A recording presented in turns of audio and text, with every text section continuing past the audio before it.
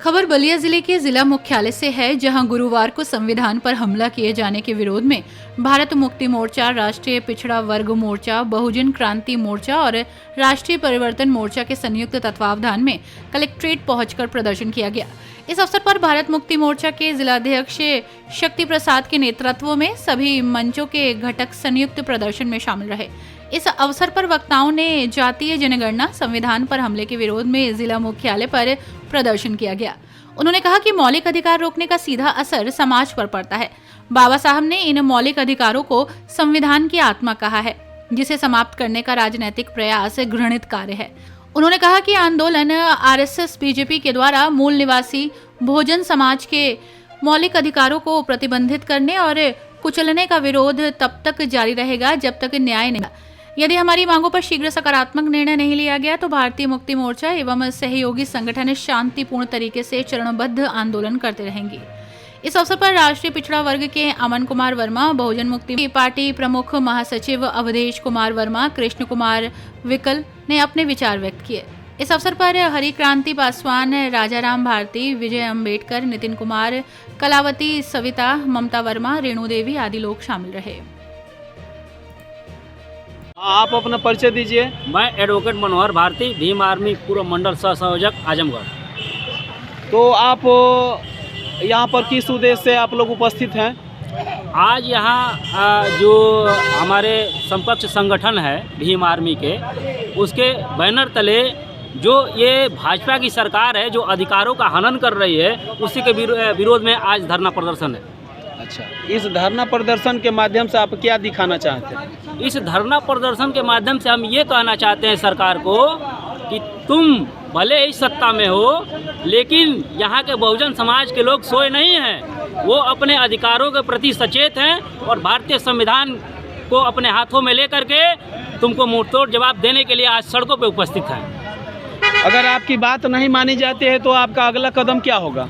यदि हमारी बात नहीं मानी जाती है तो जो यहाँ के मुख्य आयोजक हैं, जैसा उनका निर्देश होगा उस हिसाब से हमारी भीम आर्मी आज़ाद समाज पार्टी का उनको समर्थन होगा। यानी आपकी संगठन बीएमपी को समर्थन करेगा? बिल्कुल करेगा, क्योंकि बहुजन आंदोलन के लिए ही भीम आर्मी आज़ाद समाज पार्टी बनी है और हमेशा हर शोषित वंचित वर्ग के लोगों के साथ, जिसके साथ भी सरकार शोषण करेगी, उसके साथ भीम आर्मी और आज़ाद समाज पार्टी खड़ी रहेगी। क्या आपके राष्ट्रीय नेतृत्व का क्या यह इशारा है? नहीं, ये राष्ट्रीय नेतृत्व का इशारा मानिए या फिर जो आपको मानना है मानिए, लेकिन जमीन पे जो दिख रहा है वो दिखाइए।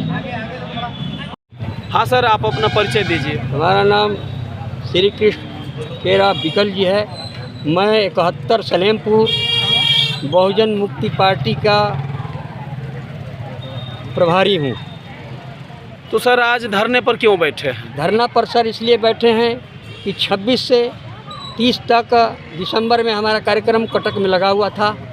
वहाँ परमिशन शासन प्रशासन ने दे दिया था, लेकिन कुछ लोगों के वजह से हमारा कार्यक्रम कैंसिल कर दिया गया, जिससे हमारा कई लाखों का, कई करोड़ का नुकसान हुआ, क्योंकि वहाँ पंडाल बन चुके थे और बहुत भारी हरासमेंट हुआ है। जनता हमारी पूरे ऑल इंडिया से 32 राज्य से वहाँ गई और जाने के बाद फिर वापस लोग हुए। ये कार्यक्रम हमारा 42वां था, भारत मुक्ति मोर्चा का 15वां था, वाम सेव का 42वां था। ऐसा कभी नहीं हुआ, लेकिन ये कटक सरकार ने ऐसा किया और हाई कोर्ट ने ऐसा किया, रोकने का काम किया है। अच्छा, ये हाई कोर्ट इसमें क्यों रोक लगाएगा? ऐसा है कि जिसकी शासन है, जिसका शासन है, उसके अधीन सभी लोग आते हैं। जैसे आपको पता है कि गवई साहब के ऊपर भी जूता फेंका गया था। तो गगोई साहब का जूता वाला मामला कुछ और है, लेकिन आपका जो कार्यक्रम कैंसिल हुआ है, सरकार वहाँ जिला प्रशासन ने अनुमति दिया होगा, तो अनुमति के बावजूद भी आपका कार्यक्रम कैंसिल कैसे हो सकता है? ऐसा है कि हाई कोर्ट में लोग गए, हमारे एंटी लोग गए और उन लोगों ने जा करके वहाँ से खारिज करा दिया, हमारा कार्यक्रम कैंसिल करा दिया। एंटी में कौन गया? एंटी में बीजेपी आरएसएस के लोग गए, और कौन गया? यानी कि आपकी लड़ाई बीजेपी और आरएसएस से है? ऐसा नहीं है, संविधान के विरोध में जो भी है उन सबसे हमारी लड़ाई है। यानी आरएसएस से आपकी लड़ाई नहीं है? हमारी लड़ाई सबसे, मैं बता रहा हूँ, जो संविधान के विरोध में सबसे लड़ाई हमारी है। हम संविधान के रक्षक हैं। तो अगर ये मान लीजिए अगर कार्यक्रम कैंसिल हो गया हाँ, तो इसके लिए आप क्या चाहते हैं? हम ये चाहते हैं कि हमको फिर कार्यक्रम परमिशन दिया जाए। तो फिर मान लीजिए यदि आपको परमिशन मिल भी जाएगी जी। तो क्या आपकी आर्थिक क्षति हुई है जो क्या वो भरपाई हो पाएगी? भाई समाज हमारा पैसा एक एक पैसा करके देता है, हमारा समाज जागरूक नहीं है, हमारा समाज जगह स्लीपिंग स्टेज में है, इसलिए उसको अपने हक हकूक़ के बारे में जानकारी होना ज़रूरी है। इसलिए हम लोग कार्यक्रम चाहते हैं कि हमारा लगना चाहिए। जी हाँ, अपना परिचय दीजिए भाई। सर, मेरा नाम कौशल मेश्राम है। मैं भारतीय बेरोजगार मोर्चा जो बामसेब का ऑफशूट विंग है और भारत के 725 जिलों में ये कार्यरत है और मैं इसका प्रदेश महासचिव हूँ। तो आप प्रदेश महासचिव भी हैं, तो आज आप लोग बलिया में धरना दे रहे हैं, इसका कारण क्या है? कारण ये है कि हमारा जो राष्ट्रीय संगठन नहीं अंतर्राष्ट्रीय संगठन बामसेब और भारत मुक्ति मोर्चा, जिसके राष्ट्रीय अध्यक्ष माननीय मावन मेश्राम साहब हैं, और यह 42 नहीं 41 सालों से यह कार्यक्रम दिसंबर के अंतिम महीने में होता है। राष्ट्रीय होता है, अंतर्राष्ट्रीय के लोग भी आते हैं इसमें। और इस कार्यक्रम को उड़ीसा की सरकार, वहाँ की प्रशासन और न्यायालय ने हमारे इस कार्यक्रम जो संवैधानिक अधिकार होता है आर्टिकल 19 उसका विरोध करते हुए हमारा परमिशन रद्द किया गया है।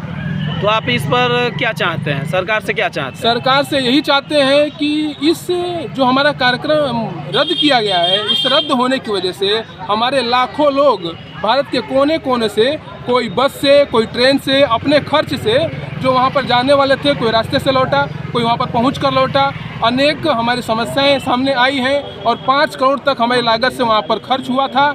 और इसके साथ साथ हमारे लोगों का मान सम्मान और स्वाभिमान पर ठेस पहुंचा है। और ये सबसे मूलभूत ये बात है कि हमारा आर्टिकल 19 का विरोध बोलने का अधिकार है, और यह नहीं तो हम लोग हथियार थोड़ी ना उठाने जाएंगे। जो बाबा साहब ने हमको अधिकार दिया आर्टिकल 19 बोलने का, तो ये हमारा मूलभूत अधिकार है, मौलिक अधिकार है, फंडामेंटल राइट है, इसका विरोध हुआ है।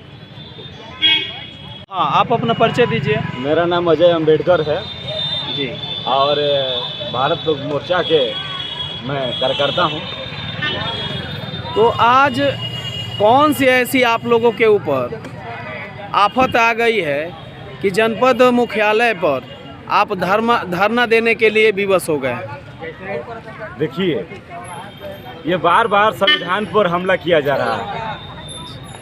ये पहला ही नहीं है, इसे आए दिन जो सरकार है, या उत्तर प्रदेश सरकार हो या उड़ीसा की सरकार हो या जहाँ पर बीजेपी आरएसएस की सरकार है, वहाँ पर ये संविधान पर बड़े पैमाने पर हमला किया जा रहा है। अभी मैं बता देना चाह रहा हूँ कि 2025 के लास्ट दिसंबर में जो 31 राज्यों के लोग, एक राज्य अधिवेशन होता है, राष्ट्रीय अधिवेशन होता है, राज्यों के लोग वहाँ पहुँचते हैं उस राष्ट्रीय अधिवेशन में, और वो जो उसका कार्यक्रम निश्चित कटक में होना था।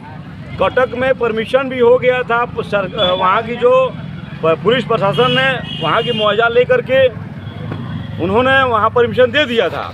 25 तारीख को 10:55 पर वहाँ की कटक की सरकार, उड़ीसा सरकार ने वहाँ पे परमिशन को रद्द करने का काम करती है, जिस पर 26 से राष्ट्रीय अधिवेशन 5 दिवसीय होने वाला था, जिस पर उसको परमिशन रद्द किया गया है। इसके विरोध में वहाँ पर भी बड़े पैमाने पर उस दिन आंदोलन होने का काम किया था। इसके बाद पहला चरण 7 को, दूसरा 15 को, तीसरा चरण आज हमारा 22 जनवरी को है, जिस पर जिला मुख्यालय पर हम लोग आज कर रहे हैं। इसके बाद हमारी बात नहीं होती है तो 22 फरवरी को हम लोग नागपुर में जो आरएसएस का कार्यालय है उसको घेराव करने का काम करेंगे। तो इसमें आरएसएस ने आपको रद्द किया है या वहाँ का जिला प्रशासन ने किया? जो सरकार आरएसएस के इशारे पर, जो बीजेपी और आरएसएस के इशारे पर ही उसको रद्द करने का काम किया गया है। तो अगर मान लीजिए आपकी बात अगर नहीं सुनी जाती है तो आपका अगला कदम क्या होगा? इसके बाद अगर नहीं किया जाएगा तो पूरे भारत को बंद किया जाएगा। बंद करने से समस्या का हल हो जाएगा? बिल्कुल होना है। हमारा आर्टिकल 19 बोलने का, चलने का, वो संगठन बनाने का अधिकार देने का कहता है, फंडामेंटल राइट है। तो हम तो अपना आंदोलन कर ही सकते हैं शांतिपूर्ण तरीके से, संविधान के दायरे में।